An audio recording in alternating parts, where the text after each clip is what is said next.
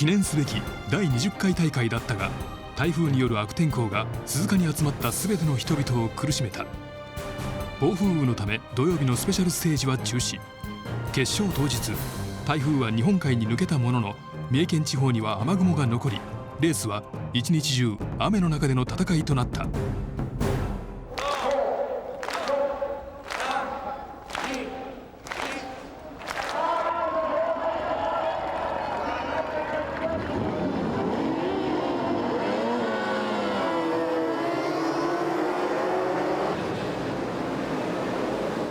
現在周回は4周目、トップのジョン・コシンスキー、後方を突き放しにかかっています。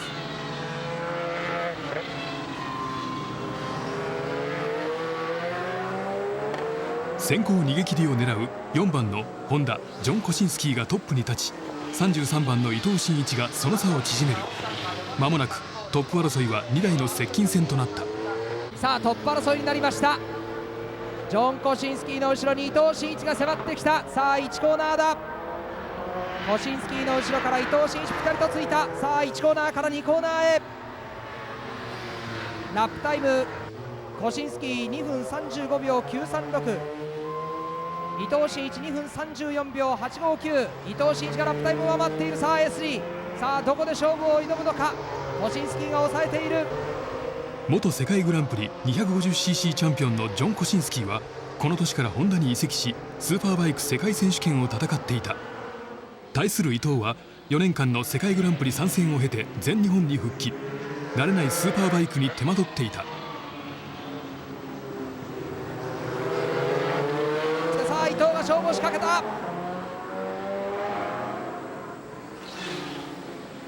今まで悔しい思いを何度もしました伊藤。今年は宇川とのコンビで優勝をもちろん狙っています。伊藤がコシンスキーをかわしトップに浮上。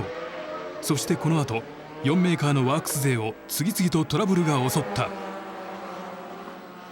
おっと1台45番羽賀健介転倒だ。羽賀健介が転倒している。さあコシンスキーピット。コシンスキーがピットに戻ってきた。カストロールホンダも岡田についてこのコシンスキーがピットに。コシンスキーが突然のピットイン。原因はヘルメットのシールドの曇りだった。Suzuka is very high humidity, and I wear Italian-made helmet, and in Europe we never experienced this kind of humidity. So the humidity was causing the visor to fog, so I had to pit in, but you know it's not anyone's fault. It's just a very unfortunate thing that we come to Japan and we have no experience. 8番だ藤原克明だ。ラッキーストライク鈴木藤原克明が転倒してしまった。おっとテリー・ライマーが転倒。ゼッケン7番。ライバルたちが次々と脱落していく中、トップの33番伊藤真一は独走態勢を築いていった。 GP から帰ってきた時に契約の話がとりあえず8体だけ勝ってくれって言われたんですよ。全日本は出るけども8体を勝ってくれで、自分の仕事としては8体勝つことがその年間を通しての仕事なんだなって自覚してたんですよね、あの時は。今のところね悔しい思いでしかないんですよ。92年に1位を目の前にして2位で転倒した時もやっぱ悔しかったですし、今年はその GP から帰ってきまして、やっぱり一番の目標はこの8体なんですよ。ですからやっぱりもう本当全日本よりもねこれにかけてますんで、なんとか優勝したいですね。はい、全日本は練習とは思って出たんですけど全然勝てなくて、俺ってもしかして GP でやってきたことが全てこれ無駄になってんじゃねえのかなとかいろいろ思いながら走ったりしてたんですね。で結構自信もなくなってたりしたもんですから、そこで本当に地元その鈴鹿で雨で、日本人ですからよく走ってますよね。タイヤも良かったですしということでこれなら勝てるなと思ったんですよね。で雨もすごい得意な意識がありましたので、宇川もそうでしたから。伊藤さん97年に全日本に戻ってきてて全日本選手権出てましたから RC45 乗ってた。そういう意味でやっぱかなり心強いっていうか、やっぱ普段からそのオートバイでレースしてるわけなので、そういう意味ではもう伊藤さんに任せておけばマシンのねセッティングとかもう間違いないだろうし、そういうのは本当に96年に比べればよし勝てるチャンスが来たかなっていうのはありましたよね。伊藤からマシンを預かった鵜川の背後には78番のホンダ青木拓磨が迫っていた。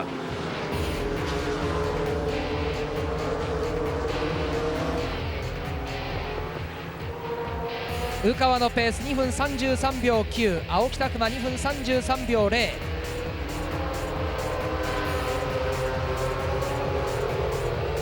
さあそして第3位にはゼッケン2番の武井真也。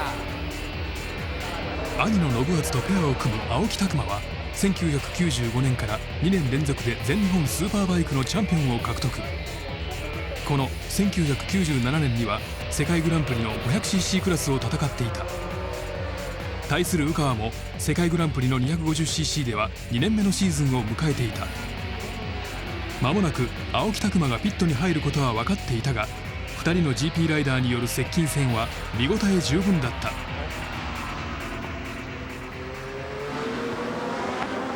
さあテールトゥーノーズのトップ争い、アンダーパスから 110R 前を行く33番の鵜川、ピタリとさあ78番の青木拓磨がつけている。しかし青木拓磨この周終わりでピットに入っていきます。ピットに入るところでは前に出ているのか。さあ青木拓磨が並んでいった。 200R 並んでいくが鵜川が外側から抑えた。鵜川なんとか意地を見せたいところでしょう。鵜川の後ろに青木拓磨。さあスプーンカーブバックマーカーを相次いでパス。鵜川青木拓磨の順、スプーンカーブの1つ目、そして2つ目へ向かっていく。さあそしてスーッと青木拓磨が迫ろうとしている。立ち上がりラインが分かれていった。青木拓磨がインに並んでいく。さあストレート勝負だ。鵜川が前、鵜川が前。青木拓磨はでもこの周ピットに入るはずだ。ここで無理はできません。前にバックマーカーの集団がいます。130ある鵜川青木拓磨。鵜川その後ろから青木拓磨。当然青木拓磨はこの先でピットインロードに入っていきます。後方に合図をしました。さあ青木拓磨がピットに入ります。鵜川を目の前まで追い詰めました。青木拓磨がピットに入ります。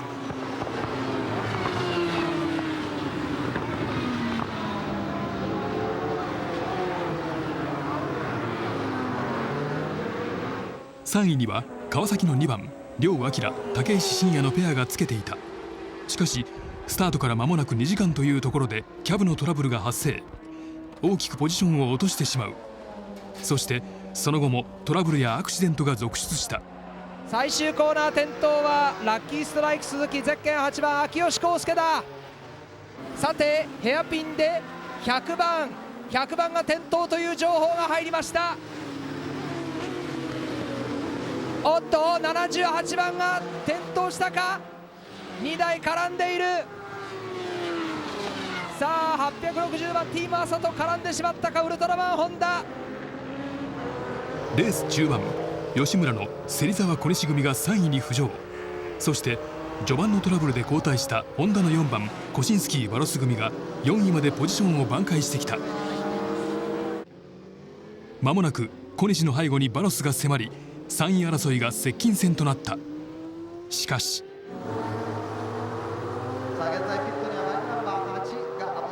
さあ1台が転倒。さあバイクナンバー12吉村鈴木 GP1 プラスが転倒をしています。これは逆バンクでしょうか。さあ逆バンクです。これはバイクナンバー12。さあイン側に4番がスーッと入った時にこれはバイクナンバー4とちょっと接触をしました。さあこれはカストロールホンダバロスと接触をします。さあ再スタートが切れるか。バイクナンバー12吉村鈴木 GP1 プラス現在3位のポジションでした。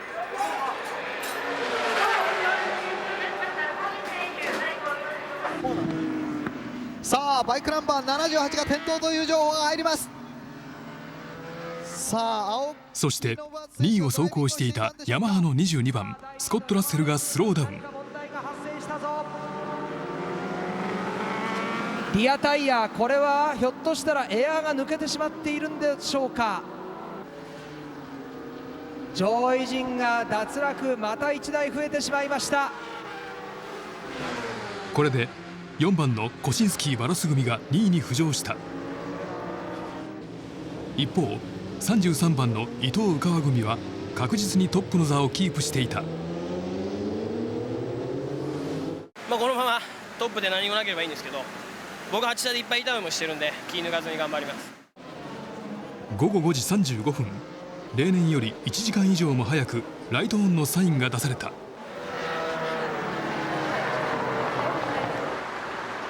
最後の走行に備える鵜飼。悪天候の中サングラスをかけていたのは夜間走行に目を慣らすためだった。鵜飼にとってはゴールに向けた夜間走行はこれが初めてだった。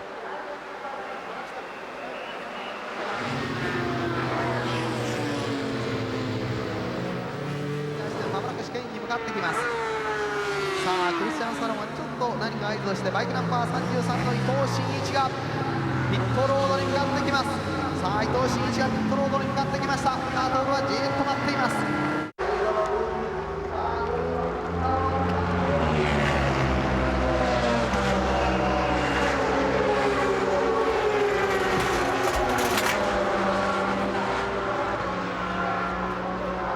さあいよいよなんかちょっと一言話を交わして、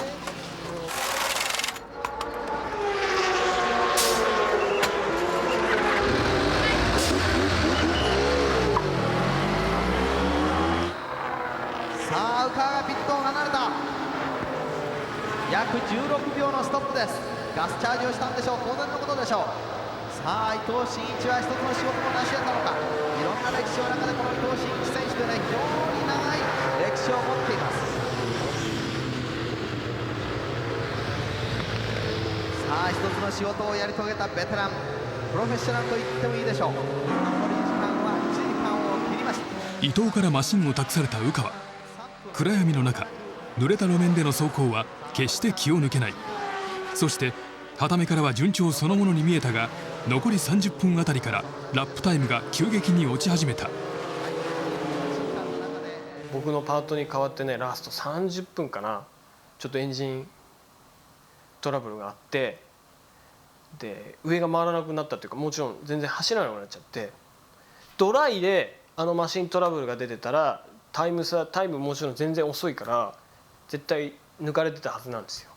でも雨だから基本的にそんなに全開にしないから、そのエンジンの馬力がもちろん落ちて上が回らなくなってもそんなにタイムが、もちろんその普通に走った時よりも落ちたんだけど、その落ち幅が少なかったから、運が良かったっていうのもあるし、でもやっぱり走ってる方としてはヒヤヒヤですよ。だって止まっちゃうかもしれない。走りきれればいいけど止まっちゃったらアウトだから、だからもう必死にこうピットにこうアピールしたら、とにかくペース落としていけっていう話でね、サインではもうだましなるべく回さないように。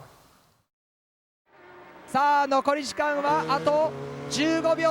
14、13、12、11、10、9、8、7、6、5、4、3、2、1、スタートから8時間が経過。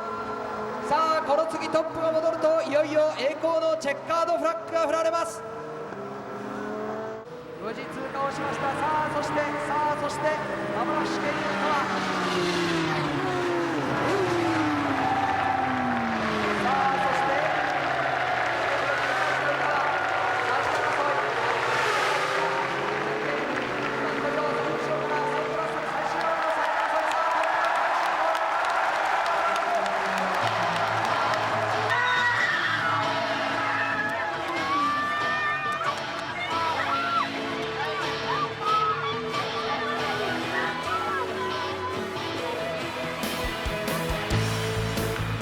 伊藤真一、鵜飼徹組は降りしきる雨の中誰よりも早く186周を走破。この瞬間日本人ペアによる初のフルタイム8時間制覇が達成された。2位はコシンスキー・ワロス組、そして川崎の両武石組が最終ラップにヤマハのスコット・ラッセルをかわし3位でフィニッシュ。劇的な表彰台獲得となった。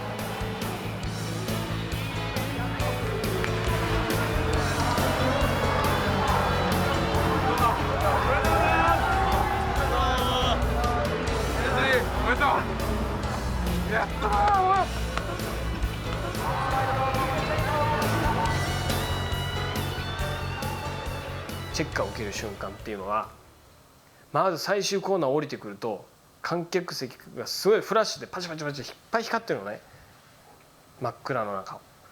それがやっぱりまず普通ありえないこと、夜チェックを受けるっていうのはまあ立ちたいしかないから、それがまた綺麗っていうかね、なんかおーってこう終わったんだっていうような感じにさせてくれますよね。とにかく綺麗ですよあれは。こう白色の光がねこうパチパチパチパチってこうなってるのが最終コーナーこうやって降りてくると。でチェッカーのフラッグのところだけこう照らされてるでしょね、スポットライトみたいなので。これはもう受けたらまあ最高ですよ。お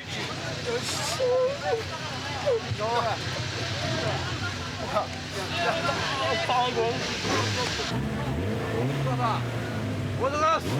ありがとうございます。念願のねえ、もう本当めっちゃ嬉しいです。来たしんちゃん。ありがとうございます。もう最後エンジン壊れちゃうからさ、俺どうなるかと思っちゃった。マジかよそれ。回んないんだもん上が。あ、そう、それで音低かったのか。はい。ありがとう。ありがとうございます。やっぱトラブルってのもあったから、やっぱり余計そういうのが来ましたよね。首の上に折ったりとか自分で自滅したりとか、そこまでこう行くのに、結構かかったって言ったらかかってない方だと思うんだけど、94年から出て97年に勝てるわけだから。でも自分の中ではすごく長かった道のりだったと思ったんで、緊張の糸が切れたじゃないけど、そういう感じでだったと思いますよ。基本的に僕昔から泣き虫ですから涙腺弱い方なんで。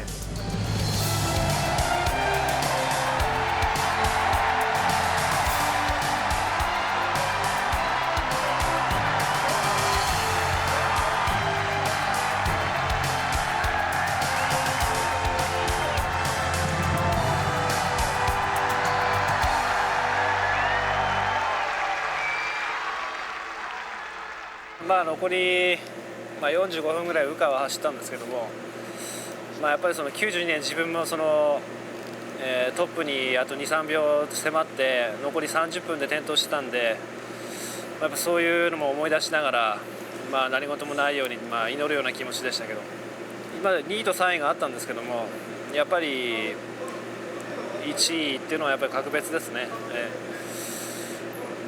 お客さんすべて僕とね羽化を見てくれてるような感じがしたんで、嬉しかったですね。そうですね、肉体的にはあんまり疲れないんですけどね、雨ってやっぱり精神的に転ぶリスクはすごくでかくなりますので、もう転ばないようにと思って走りました。走りながらこうオイルが次の週は出てるんじゃないかとかね、何か起きてしまうんじゃないかって結構思いながら走ってましたけどね。途中でヘルメットが曇って何も見えなくなった時もありましたし、結構順調に見えて走ってる方は結構ドキドキもんでしたけど今までなかなか本当になんでこうなるのっていうような状況のトラブルであるとか自分の転倒であるとか、なかなか本当に勝てなくて、じゃあこれどうやったらこの走ってっていうの勝てんのかなって誰もわからないんだろうなと思いつつやってたんですけど、それでなんとなくこうするとこうなってこう勝てるんだなっていうような意識がちょっと出てきたんですね、あのレースから。なんですごい嬉しかったですよね。あの年本当にミシュランタイヤがすごい良かったんで、雨のミシュランとかも言われてた時代だから、だから逆に口の悪い人っていうか、雑誌とかにはね雨だったからとかそういうようなことも言われたし書かれてたと思うから、だから逆に伊藤さんとね、よしじゃあ来年はまた羽化と一緒にじゃあ今度はドライで勝とうなっていうような、そういう話もしてたからね実際。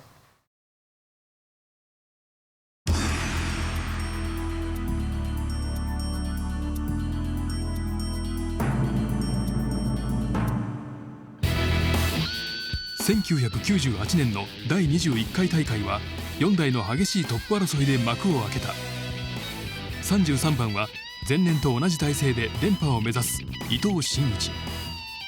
ゼッケン100番も前年と同じ体勢、全日本 250cc チャンピオンの加藤大二郎が武田雄一とともに史上最年少ペアでの優勝を狙っていた。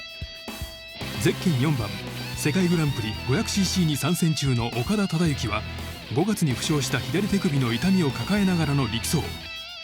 そしてゼッケン6番、この年川崎から鈴木に移籍した両明が3台のホンダ勢を相手にトップ争いを繰り広げた。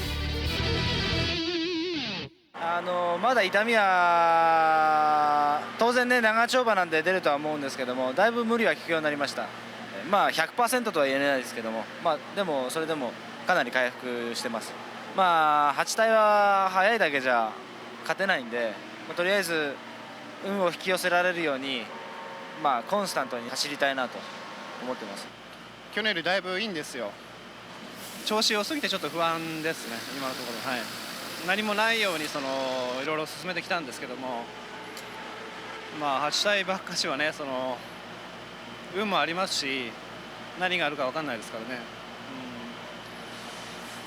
やっぱり、集中して走って8時間走りきることだと思いますけどね。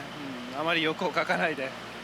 調子は結構すごい、テストとかも調子良かったんで、すごいいいし、マシンも乗りやすいんで全然問題ない。やっぱスプリントじゃないんで、やっぱワークス系のチームは全部怖いと思います。バックマーカーでちょっとアクセルを戻した加藤、その感激をついて伊藤が迫ってきた。さあ伊藤がスリップを使うか。伊藤真一と加藤大二郎が抜け出し、トップグループは2つに分かれた。後方では岡田忠幸と両明が3位争いを展開する。そして岡田忠幸と両明の争い。さあインから伊藤がトップを奪った。試験の入り口、伊藤トップに浮上。伊藤真一がトップを奪いました。そして 7.8% 勾配からダンロップコーナーに向かっていきます。トップは伊藤真一、加藤大二郎がその後ろつけています。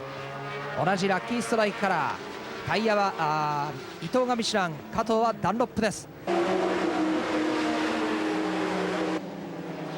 3位争いは岡田と両変わらず、しかしスプーンカーブインから両が岡田の前に出る。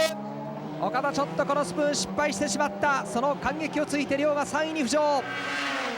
しかしバックストレートは RVF が伸びます。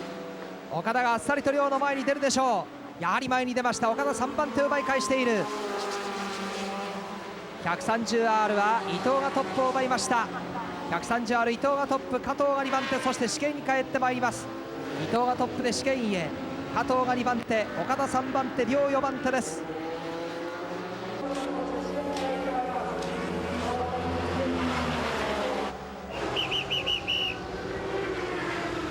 さあどんなピットワークが見られるか。岡田もピットで入っている。加藤と岡田、加藤大二郎から武田雄一にライダーチェンジを行います。さあそしてピットを張られます。ゼッケン33はこの後伊藤から宇川へ、さらにゼッケン6は両明から北川圭一へ変わることになるでしょう。さあガスチャージが終わって宇川に変わりました。宇川に代わって今ピット作業を行いました。13秒のピット作業でした。11時半のスタートからこの最初のルーティンまでは、伊藤からマシンを預かった宇川は2分13秒台前半のハイペースで周回を重ね、2位のゼッケン100番武田雄一との差を広げていく。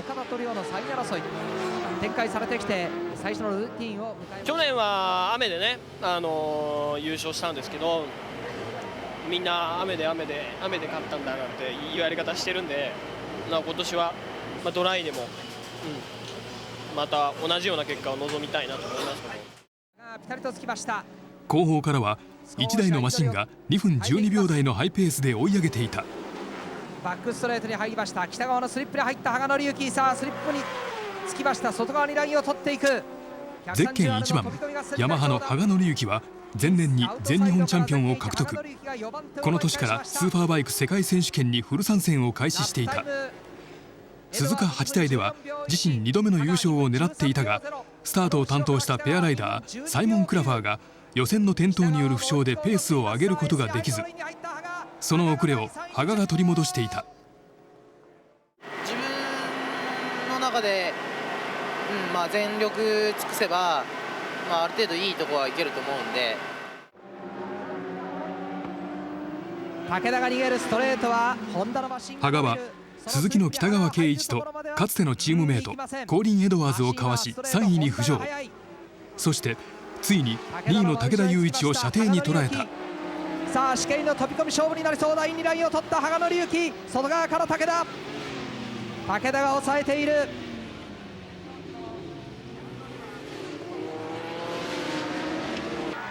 現在トップは宇川、2位争いは武田と羽賀。さあピタリとつけた S に入るところ、インをスパッとさした羽賀紀之、2位に浮上。思い切りのいいライディングを見せました羽賀紀之が2番手、武田3番手。2位に浮上した羽賀はトップの宇川との差を12秒としたところでピットイン。ほぼ同時に武田もピットに入り加藤大二郎にチェンジ。この後羽賀とチェンジしたクラファーは遅れを取り、トップ争いは33番の伊藤を100番の加藤が追う展開となった。この頃って HRC の日本人ライダーの実力ってかなり高い時期でしたから、だからそういう意味では日本人ペアの戦いになるだろうと、同じホンダの中でもそういう見方はしてましたね。が今ガスチャージ。しかしスタートから2時間25分が経過したところでトップ争いの主役を予想外のトラブルが襲った。さあバイクナンバー100がスローダウンをしている。後方に合図を送っているんですが、加藤大二郎選手のマシンラッキーストライク with HSC。 さあマシンどうしたんでしょう。惰性でゆっくりと頭をひねった。何が起こったのか。高橋国光名誉監督も呆然とモニターを見つめる。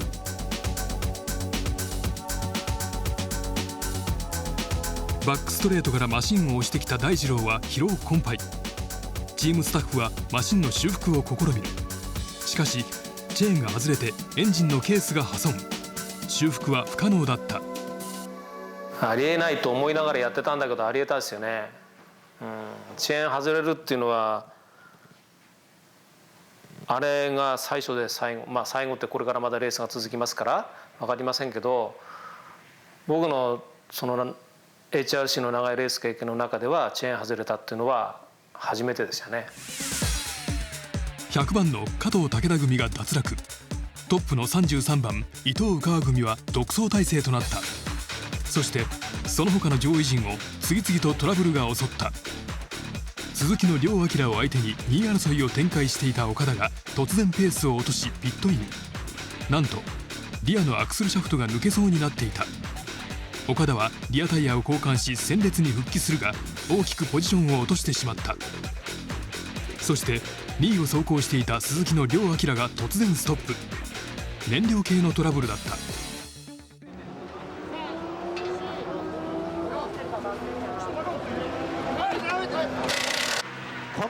レースが中盤に差し掛かる頃、11番のホンダアレシャンドレ・バロスの背後に1番のヤマハ羽賀紀之が迫り2位争いが白熱。羽賀は何度交代しても諦めなかった。近づきます。バックマーカー2台バックマーカーよっと羽賀が間を抜けた。羽賀はよっとバロスが前で羽賀がもう一度いきなり入った。さあ羽賀が前に出ます。羽賀が前に出た。これはバックマーカーの処理が非常にうまい。バロスここでやはり一つポジションを移した。羽賀うまいです。本当にうまいドライビングを見せた羽賀がこれで一つ順位を上げます。さあ横に並んだバロスが前に出るか。すんなりとバロスが横に出た。130R のところではバロスが前か羽賀か。これはバロスがすんなりと 130R をテイクします。こっからいよいよ試験。さあ試験の勝負だ。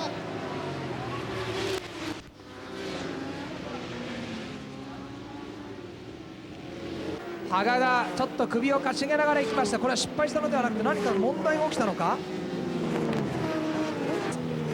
バロスと激しい2位争いを展開した羽賀だが100周目を過ぎたあたりから突然ペースが落ちてしまった。ゼッケン1番おっと後方に合図を行った。さあどうやらショートカットだ。ヤマハの一角、これで優勝争いからは脱落です。どんなトラブルだったんでしょうか。今ピットに羽賀がマシンをつけました。全然加速をしない時があればまた息を吹き返す時もある。さあ無然とした表情です。羽賀が何かペアを組むクラファーに言っています。マシンの症状をどうやらエンジンが止まってしまうということらしいです。コントロールユニットをどうやら交換するようです。ということはガソリンの方ではなくて点火系の問題かもしれませんね。ヤマハの一角も遅れることになりました。ヤマハのエースチームマールボロヤマハレーシングチーム、一昨年の優勝者羽賀紀之。川崎の方はちょっと時間がかかっているぞ。アンダーカウルを外している。フロントカウルも外しました。さあこのゼッケン2番の川崎、ホジソン、井筒組、何かトラブルがあった。カウルが全て外されました。かなりの時間がかかりました。液パイを止めているジョイントの部分の破損。この年川崎とテスト契約を交わした井筒一康。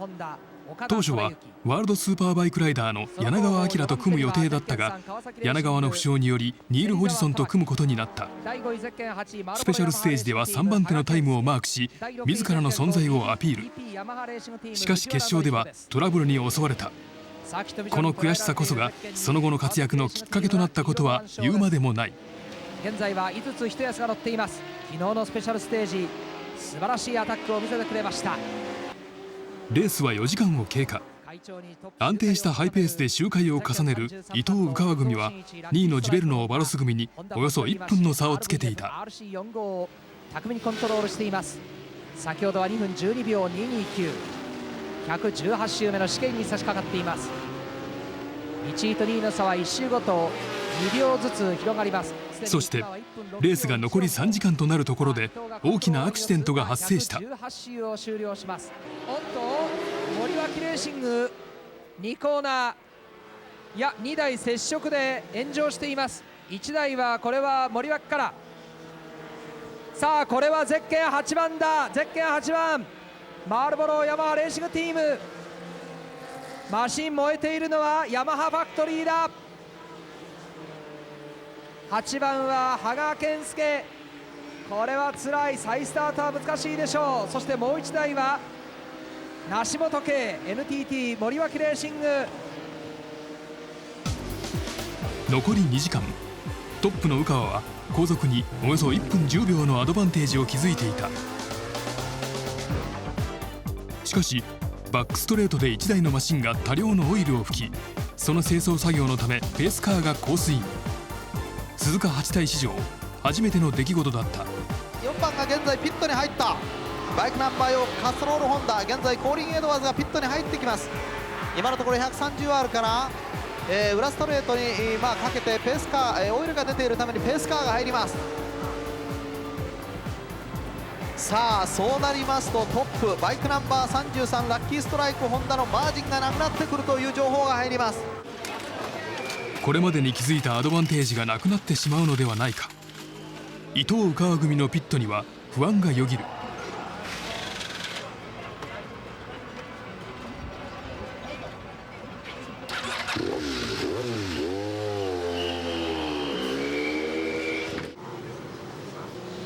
コースには時間差で2台のペースカーが入り、5周にわたってレースがコントロールされた。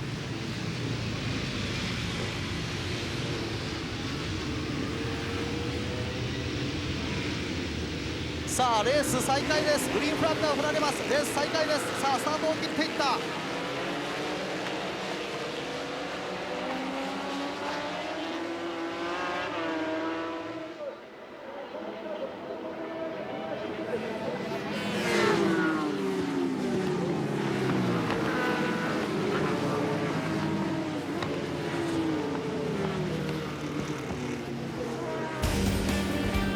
33番の伊藤宇川組のサインボードに掲示されたマージンは53秒。2位のジベルノーバロス組にはおよそ20秒の接近を許すことになった。ここから伊藤は再び2分12秒台にペースアップ。後続を突き放しにかかった。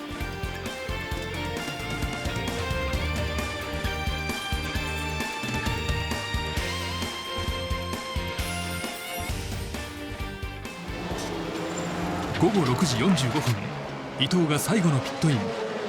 前年と同様、宇川が最後のパートを担当する。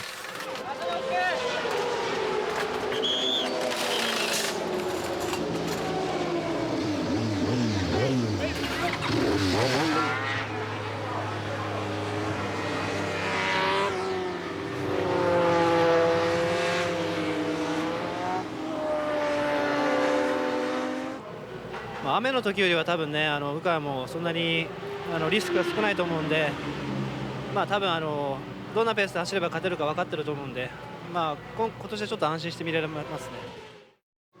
1998年スプライト鈴鹿8時間耐久ロードレース、午前11時30分にルマン式スタートを切りました。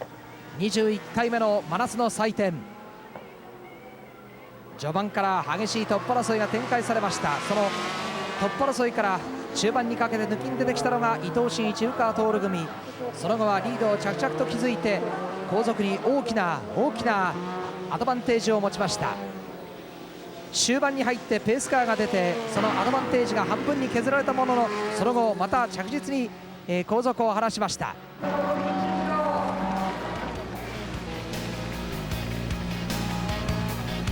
さあ、そして宇川が試験員を切り返した。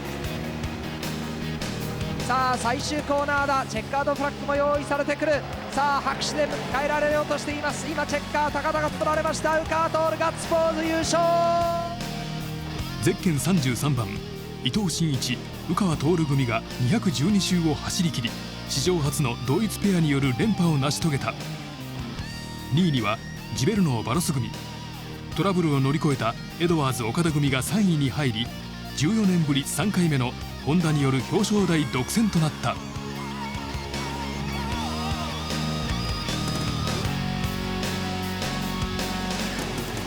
や、もう本当最高です。伊藤さん、2人で2連覇ですね。そうですね、夢のようですね。ですか。でもペースカーが入ってちょっと厳しいレースになるかなと思ったんですけれども、全然びくともしませんでしたね。いや、あれですね、差がね全くなくなったかと思ったんだけど、かなり焦りました。そうですか。宇川さん、先輩の伊藤さんに引っ張られながらいいレースができたんじゃないですか。もうね、最高ですね。泣かないつもりだったのにね、本当に嬉しかった。いや、もう本当嬉しいですね。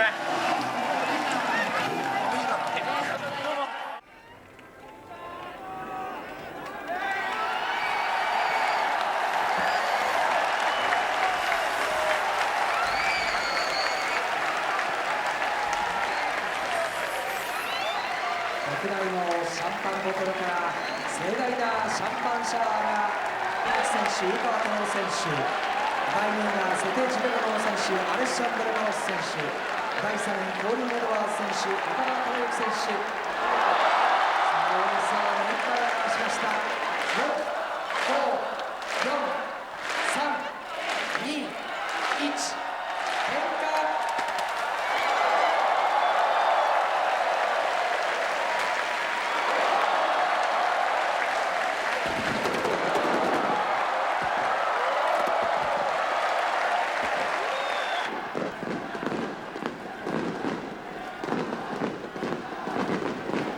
冗談じゃないと思いましたよね。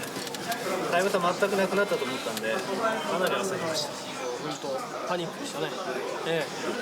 いや、もう僕はだからピット入っていいものか入っていけないものなのかっていうのはね、ちょうどピットイン出た週にペースカー入ったんで、こんなの初めてじゃないですか、ペースカーが入ったレースなんて。だから今まで経験したことないんで、だからどうなっちゃうのかなって、ひょっとしたら差なくなっちゃうのかなってすごく不安でした。でもすぐねテレビ見たら50何秒で出てたんで、絶対これが正しいんだと思って信じてましたけど、97年雨でだからとかいう話があったから絶対ドライで勝ちたいと思ってたんで、だからもちろん嬉しかったし、でもそこでやっぱ勝ち方覚えてとかっていうようなのはなかったかな。とにかくやっぱり必死だしね、レースだし、やっぱり。まあやはりその去年雨だから勝てたとかなんとか言われてましたんで、じゃあ一応見したのじゃないのってことでやっぱり宇川と頑張ったんですけど、予選も頭取れてで決勝もそのままいけたんで、あれはあれで本当に、その97年勝った時にこんな感じだと勝てるのかなっていうのをもう一回再現できたんで、自信にはなりました。はい。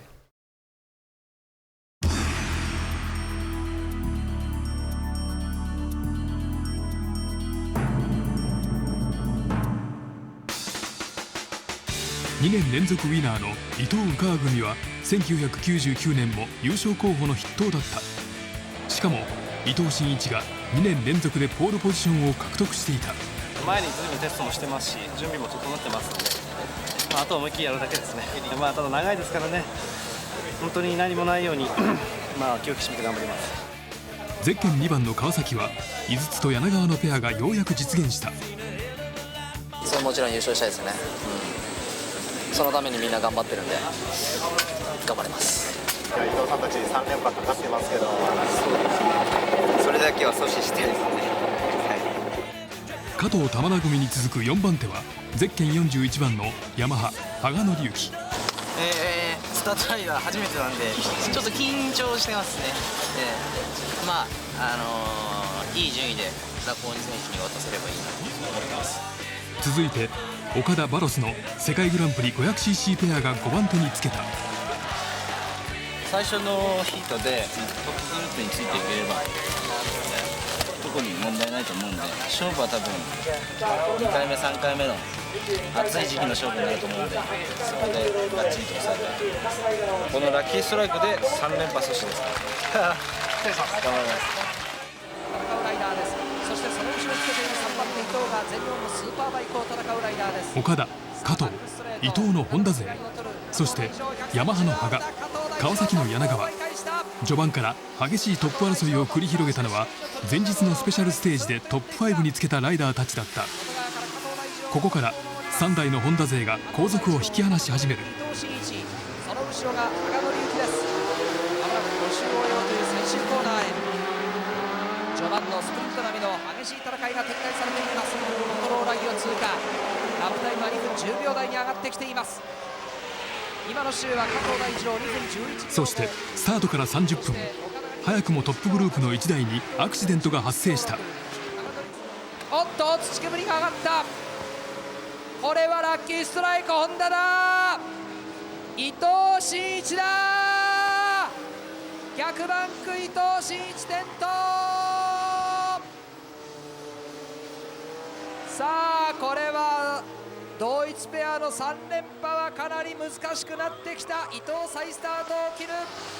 その年もね思った通りに予選も頭取って、で決勝の展開も全部自分たちで読んでて、序盤は様子見てこうやって自分たち決めてたんですけども、なんかそれが逆に油断になっちゃってたんですよね。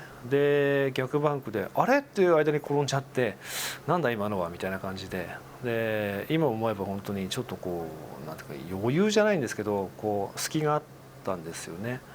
勝手に自分で理解してこうするとこうなってこうなるって勝手に組み立てたのがそこで油断があったせいで全部崩れちゃって、なんであれで転ぶんだみたいな感じで転びましたんで、転んだ時点でもう8台終わりだから、正直まず勝てないですよ。だってピット入ってきてね、バイク直してって出てたらもうそれこそ1周以上の差がついてるわけだから、だからもう正直伊藤さん転んだ時は終わったって思いましたよね。僕一回マシン内で終わるのは尺だしね、次は完走っていうか少しでも一つの上行けるようにってピット入ってきて直して出てって、さあ梨本はバロスにラインを譲りました。その後ろから33番の伊藤鵜川組の脱落でトップ争いは4番と71番の戦いとなった。それぞれ1回目のライダーチェンジを終えた2台。アレシャンドレ・バロスと玉田誠の接近戦は観客の視線を釘付けにした。さあトップ争いだ。ピタリとついたホイールトゥホイール。さあ内側に玉田が入った。玉田トップを奪うか、外側からバロスがいく。玉田トップだ。玉田がトップに浮上。バックマーカーがいる。デグナーの飛び込みは玉田が前。バックマーカーにラインを塞がれながらも玉田トップを奪い取りました。全日本を戦う玉田誠はこの年 250cc からスーパーバイクにスイッチしたばかりだった。それでも百戦錬磨の GP ライダーバロスを相手に一歩も引けを取らない走りを見せた。バロスがインに来た、バロスインに来た、バロスがトップだ。バロストップ、玉田2番手。さあそして最終コーナーへバロスがトップで戻ってきます。バロスはあと2周、玉田はあと3周のサインが出た。さあ1コーナーの飛び込み合戦は玉田がインに並んでいった。玉田がトップを取り戻した。凄まじいバトルだ。さあインにスーッと入るか入るか入るか、入った。バロスがトップを奪い返した。さあそして2つ目からバックストレート、このところバックストレートでバロスのスリップを使って130アルで飛び込むことができるのか玉田。さあスリップがついている、インを抑えていたバロス、外で振っていくインにやらぼうという玉田ですが、ここは無理はできないか。いやインからいった、インからいった。玉田がトップを奪い返した。激しすぎるトップ争い。さあ試験の飛び込む勝負はインにバロスが入るぞ。バロスがインに入った。バロストップだ。この週だけでまた4回トップが入れ替わりました。さあそして最終コーナー、まもなく51周を終えます。玉田が並んでいくホームストレート。バロスは次の週ピットに来るでしょう。さあ1コーナーは玉田だ。玉田がトップ、バロス2番手。ピットサインを見ているかどうか。バロスは次の週入ってくるはずです。玉田はその次の週です。さあ SG 玉田がトップ、バロスが2番手。また展開されるのかと思うと後ろ声が持ちません。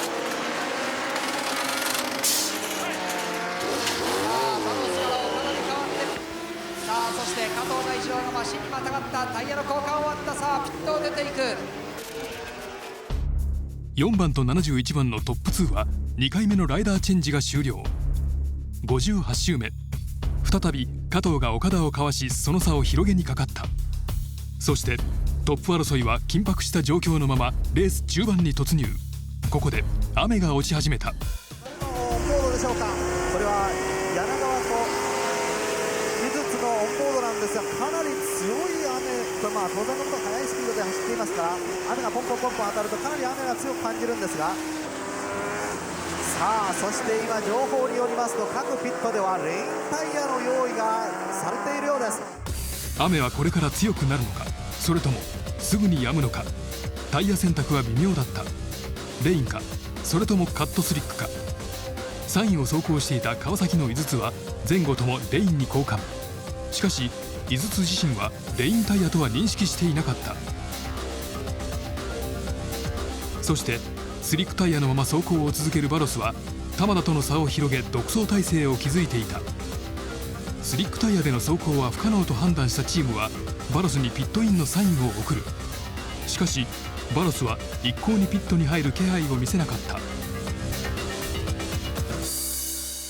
ピットのサインを出しなさいと指示したんです。でところがバロスは入ってこなかった。ライダーとのコミュニケーションが全然取れてないなとかいろいろ言われましたけど、あれはもう鼻からね、ピットインするかしないかというのはライダーの判断であるということはミーティングの中で決まってたんです。どんな状況にあれピットインするかしないかというのはそのライダーの判断。ただしピットインは出すと、これはピットは準備 OK よの意味ですよと、そういうことだったんですよ。でもあの雨の中であのタイムの落ち方で入ってこなかった時にはかなりやばいんじゃないかと思いましたよね。いや僕は逆に安心して見てました、危なげない走りでもうすごく安心感があって落ち着いて見てられましたね。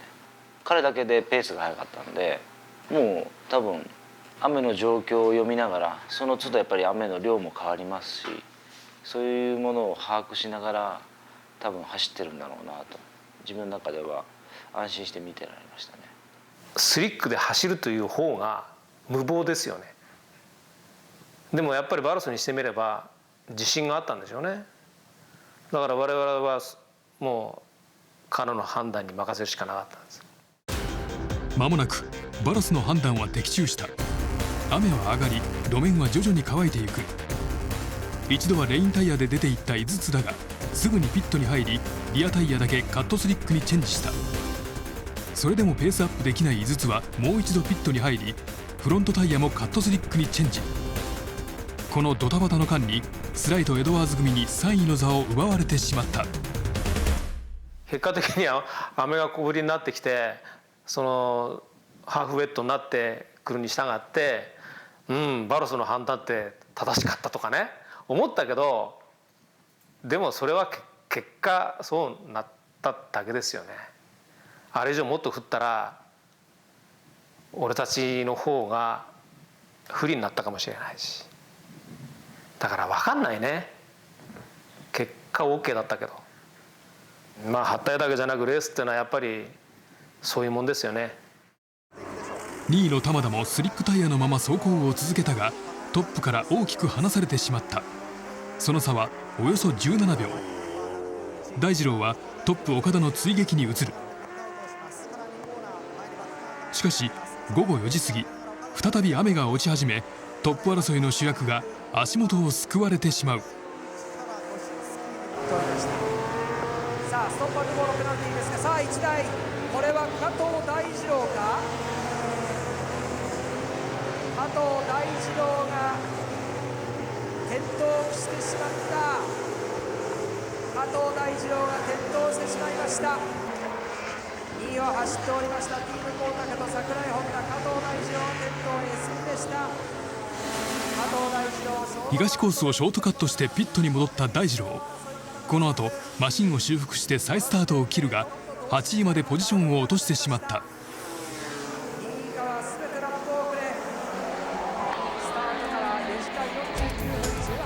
ゼッケン4番岡田バロス組を脅かすライバルはいなくなった。そして注目は2位争いとなった。驚異的な追い上げを見せた川崎の2番柳川明が11番のホンダスライト・エドワーズ組をかわし、2位にポジションを上げていた。しかし間もなく午後5時を迎えようというその時だった。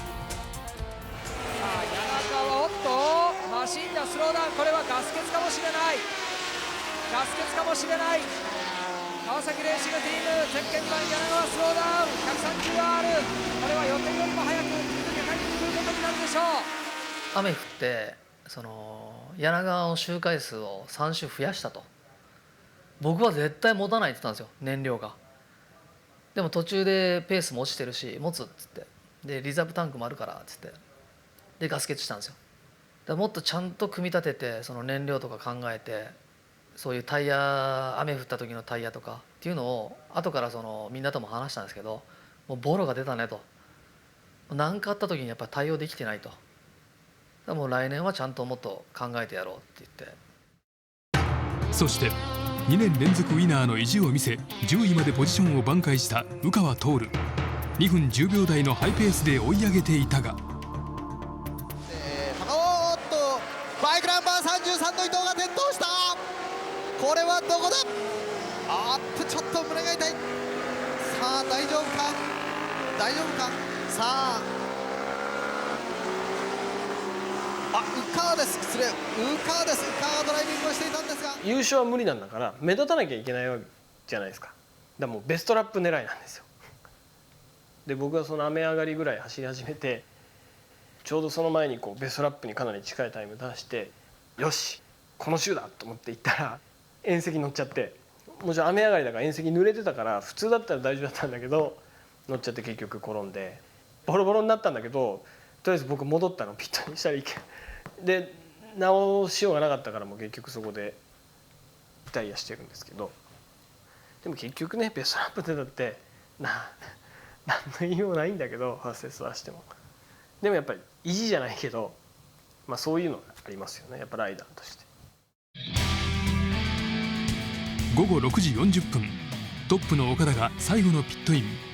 バロスにマシンを託す。その直後ライトオンのサインが出た。そして3位の川崎は柳川から井筒にチェンジ。2位のスライトとの差はおよそ15秒だった。さ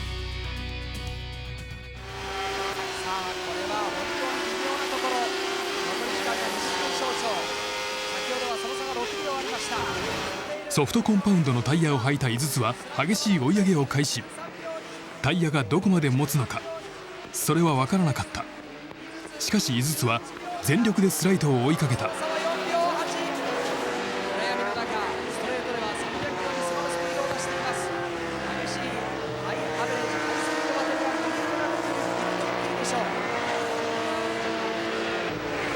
残り時間は12分少々。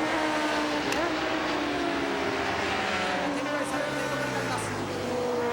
さあ、3位ラップタイムです。ラップタイム、アーロン・スライト2分12秒8、井筒2分11秒1、その差は1秒8。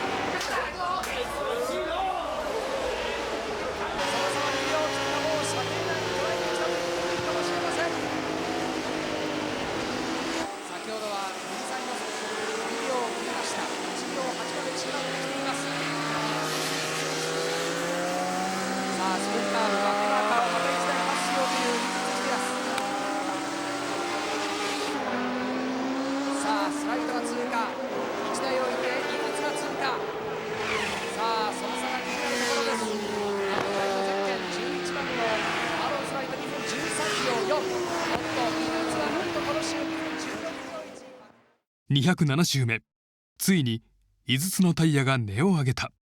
追撃もここまでだった。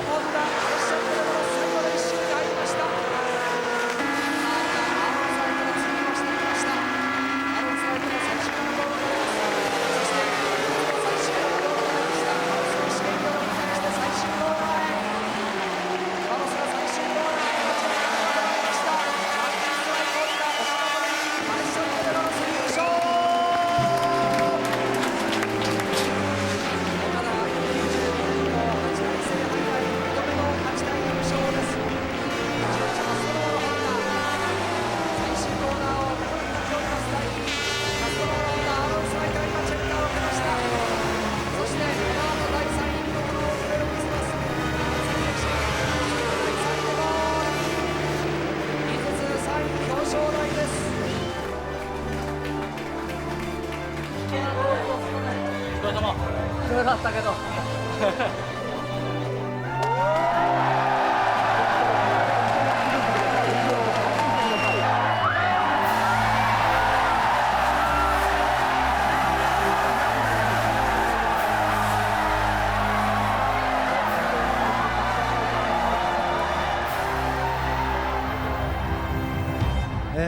本当8対2のこの皆さんのすごい声援を聞きたくていつも帰ってくるんですけども、本当優勝できて嬉しいです。ありがとうございました。あとはアレックスの判断力の勝利じゃないですかね。 Thank you very much。 どうもありがとう。初めての表彰台でまあいいかと思って喜びながら表彰台へ上がったんですけど、実際内心ちょっと面白くなかったですね。やっぱりあそこの表彰台は3位まで乗れますけど、やっぱり優勝した人だけのための場所なんで、実際インタビューもめっちゃ短かったんですよ。時間押してて、でもっとこうね喜びを表現したかったけど、じゃあ次行きますみたいに流されて、なんだこの対応はみたいなね。本当にこれ優勝しかないんだなと改めて思いましたね。8時間年に1回なので、そのリベンジしようと思ったら1年待たなきゃいけないじゃないですか。それがやっぱりそういう気持ちにさせるのかもしれないですけどね。そうですね、今日はアレックスの判断力と、あとは GP の500ライダーのプライド、先行逃げ切りっていうか加藤選手に惑わされなかった作戦勝ちというか、それが勝因だと思います。I'm very happy. So I waited this for 2 years. I made 2 second place that time. I think they copied me and Taddy. It's good copy and constant average. And also team make very good job. So I'm feeling very happy in the Czech flag. Very, very happy. I know can do that after. I'm sorry for Kato crash. It sure is a very nice final. But the race you have many things to 80 hours, raining, stop, oil truck, always each year have some problem. You must be take more attention. The experience is very good. I am feel very, very happy. All entire, but very, very happy.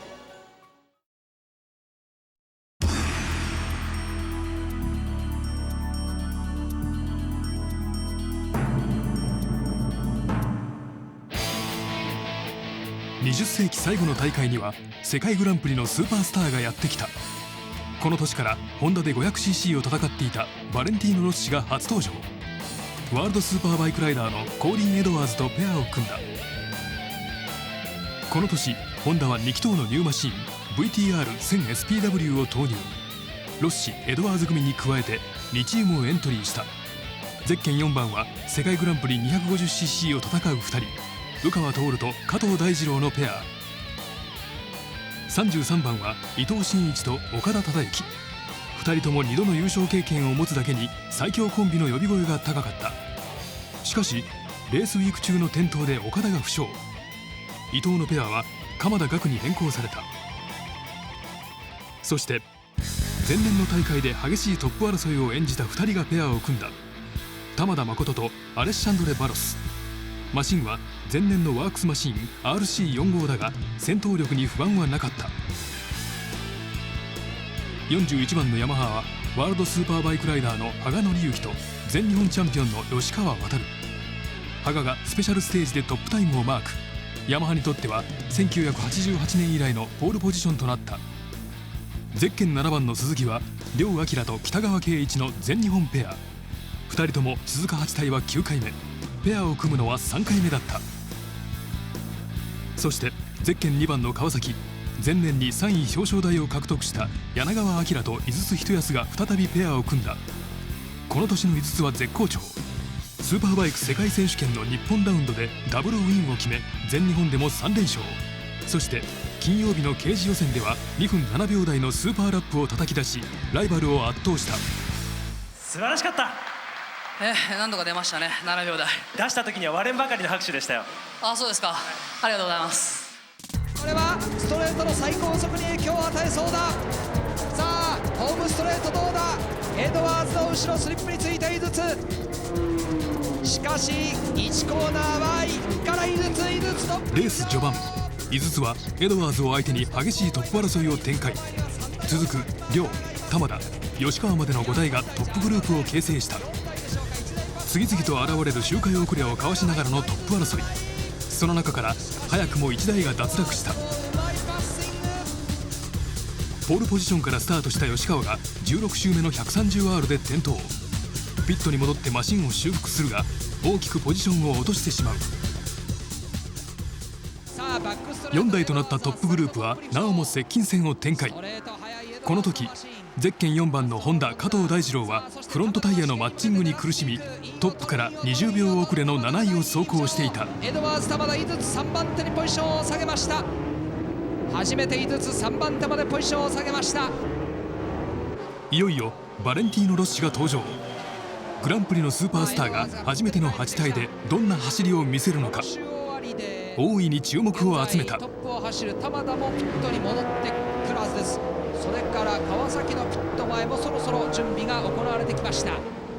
どれだけリードを取れるのか。続いて71番の玉田誠と7番の鈴木北川圭一がほぼ同時にピットイン。バロスにチェンジした71番はフロントタイヤの交換に手間取り遅れを取ってしまった。そしてトップ争いの4台中最後にピットインした井筒はトップのまま柳川をコースに送り出した。3台に絞られたトップ争いは30周目に突入。ここでロッシが両をかわし2位に浮上する。そして4番のホンダは大二郎からチェンジした宇川が4位までポジションを挽回。しかしこの時点でトップにおよそ17秒の差をつけられていた。一方トップ争いではロッシが柳川を猛チャージ。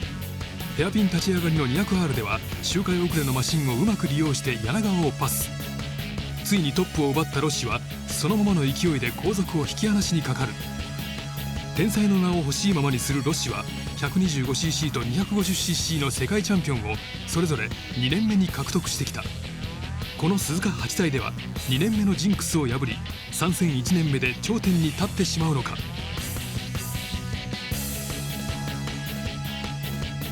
しかしロッシは攻めすぎてしまった。32周目のヘアピン11番のホンダ VTR はフロントからスリップダウン。なんとか再スタートを切ったロッシはピットまでたどり着いた。チームはマシンを修復、およそ5分で戦列に復帰するが優勝争いからは完全に脱落してしまった。そしてその直後 130R で1台のマシンが転倒、ペースカーがコースイン。12分間にわたってレースはコントロールされた。このペースカーの導入がトップ争いに大きな影響を及ぼすことになった。死刑に向かって鵜川も来るぞ。鵜川も見えてきた。柳川と北川のトップ2台と3位鵜川との間にあったおよそ15秒の差はなきものとなり、トップ争いはいきなり3台の接近戦となった。さあ最終コーナーに現れてきたトップ3、コントロールラインを通過。柳川北川、さあ鵜川3番手、完全に射程に捉えてきた。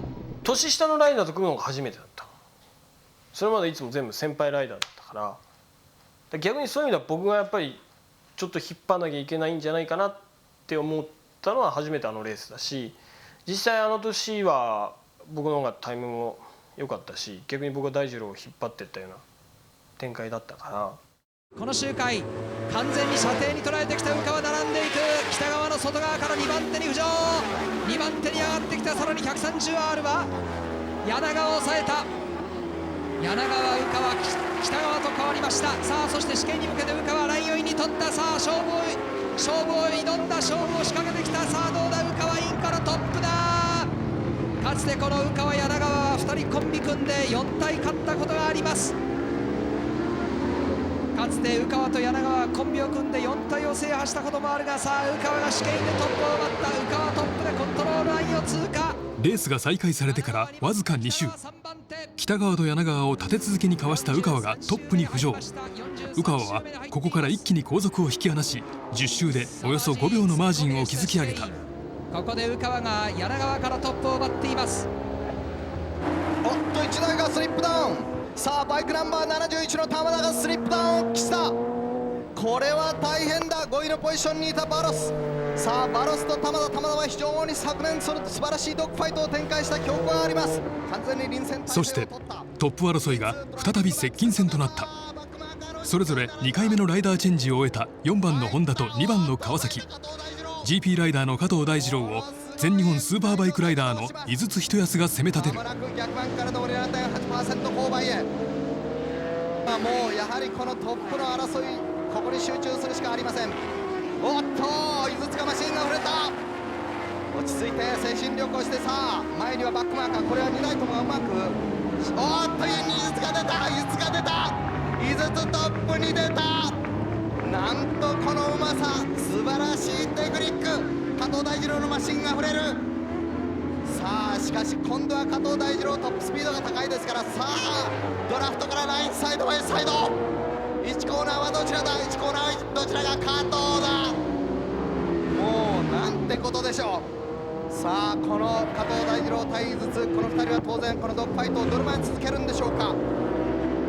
バックマーカーの間に、さあ加藤が、いや井筒が加藤がなんとサイドバイサイドになって S 字に、ほとんどウィル2ウィル、ウィルはもう完全に接近をして接触しそうなぐらいのウィルです。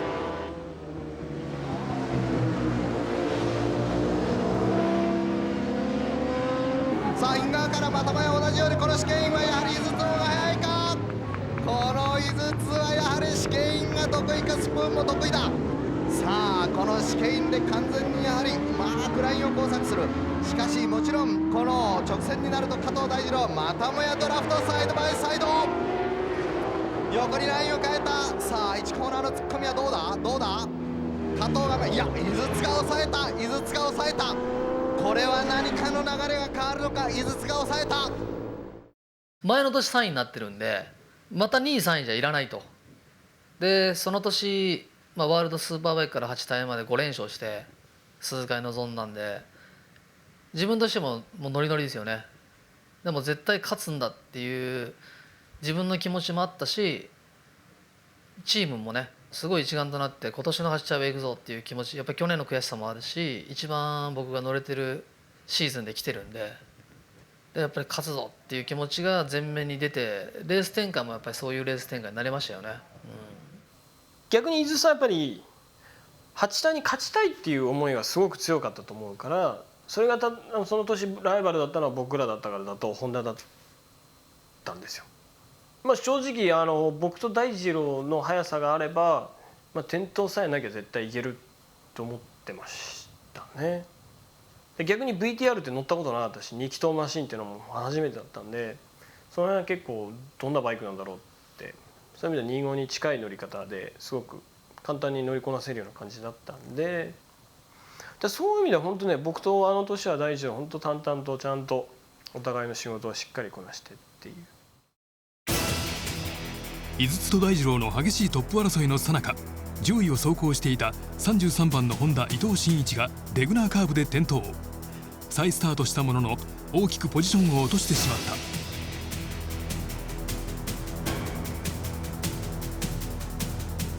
井筒がピットに戻ってきますよ。そして接近戦のトップ争いは井筒がピットインするまで続いた。その間に試験員を立ち上がっている井筒、今ストップボードに止まった。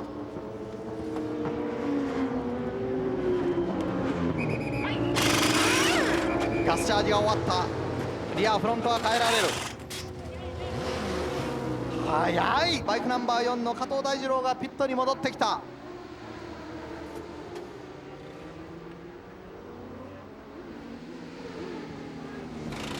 ガスチャージが終わった。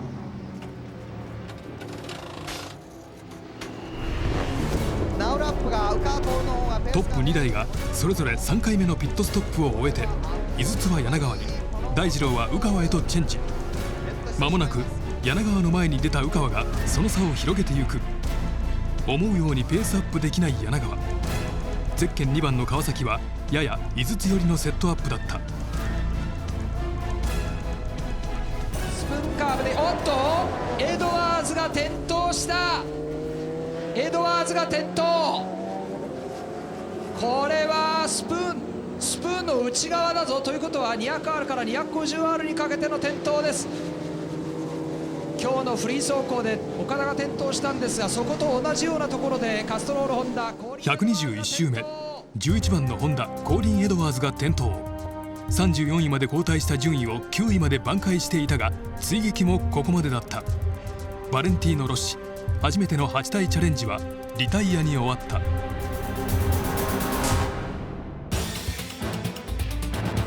レースは残り2時間余り。トップの宇川と2位柳川の間にはおよそ30秒の差がついていた。柳川井筒組はこのままトラブルなく走り切れば前年を上回る2位でフィニッシュできる状況だった。しかし井筒はい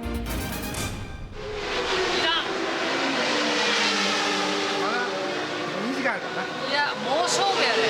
勝負するのにこのタイヤはめんねんけど、もしタイヤがどうしても終わってもらう人が来た時に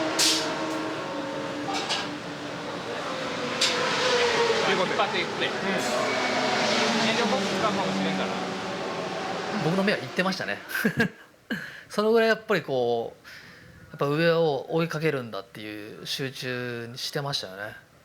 そういう意味ではあそこで勝負をかけないともう勝てないその時間帯だったんで、それはもう当然メーカーも全員分かってたし、で30何秒あったんですよね差が。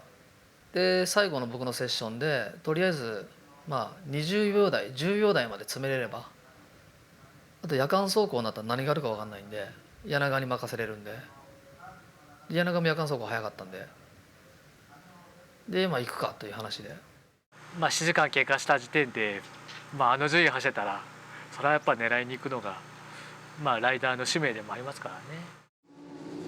井筒はそのまま2位で終わることを良しとはしなかった。前年のレース終盤にアーロン・スライトを追いかけた時と同じようにソフトコンパウンドのタイヤで激しい追い上げを開始。少しでもその差を削り取って柳川にマシンを託したかった。それぞれがそれぞれの夏をやっぱり前の年3位で次の年2位でじゃあ優勝次できるのかって言われたらそんなチャンスはもう来ないし、自分の中でここだっていう年だったんで。現在のところトップは変わらずバイクナンバー4の加藤大二郎、ティームキャビンホンダ、1位2位の間隔、ラップリーダーとの間隔は34秒開いている。おっと、さあバイクナンバー2だ。バイクナンバー2の井筒が転倒。これはどうした。川崎に死角があったのか。さあ S 字に入るところです。これは鈴鹿の守が爪を研いだのか。焦げたのも気づかなかったです。肩吸ってバイクが離れるまでこけたと思わなかったです。ここで岡田の転倒もありました。それをロッシがうまくパス。さあ最後の試験切り返して最終コーナー。さあ間もなくコントロールラインの前を通過。優勝はガッツポーズバレンティーノ・ロッシ、コーリン・エドワーズ、バイクナンバー11、キャビンホンダ217周という最多周回で見事ホンダ初の5連覇を達成しました。バレンティーノ・ロッシ、コーリン・エドワーズです。ホンダの500勝、そしてホンダのこの8台の5連覇はバレンティーノ・ロッシ、コーリン・エドワーズ、 GP そしてスーパーバイクの両エースライダーによって打ち立てられました。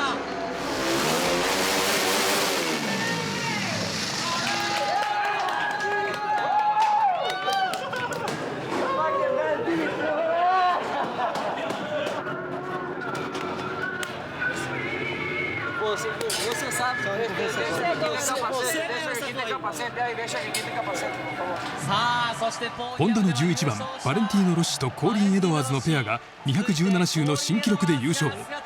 エドワーズにとっては1996年以来2度目の優勝。